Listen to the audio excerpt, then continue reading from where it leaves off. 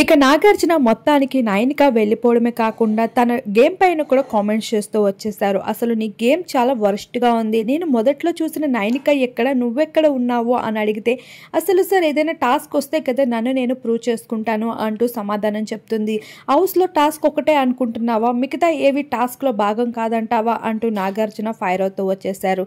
ఇక పృథ్వీ నీ ఆట చాలా అద్భుతంగా ఆడావని పొగుడుతూనే ఇక మణికంఠ నువ్వు చాలు ఇంకా నీ యాక్టింగ్స్ అన్ని ఆపేసే, ఇక్కడ సింపతి ప్లే చేయడానికి వస్తున్నావా, అక్కడ నీకు కిరాక్ సీత నీకోసం మాట్లాడుతున్నప్పుడు తన యాక్షన్లో ఎక్కడ అనిపించింది నిన్ను వెటకారిస్తున్నట్లు చెప్తావా కాస్త నామినేషన్లో అంటూ మణికంఠని అడిగేసరికి ఇక కిరాక్ సీత అక్కడ కూడా తన ట్యాప్ ఓపెన్ చేసేసింది ఏడుపుల వర్షం.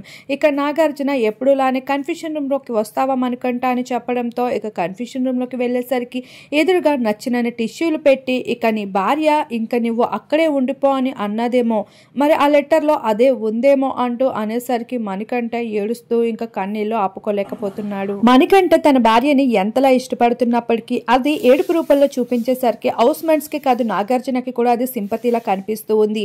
మరి మణికంఠ వైఫ్ తన లెటర్లో ఏం రాసింది, వండి ఏం పంపించింది, నిజంగానే ఫారెన్ నుండి వెళ్ళి వచ్చేసిందా, ఈ విషయాలన్నిటిపైన మణికంఠకి క్లారిటీ కావాలి అంటూ బిగ్ బాస్ ముందు నాగార్జున ముందు ఏడుస్తూ ఉన్నాడు.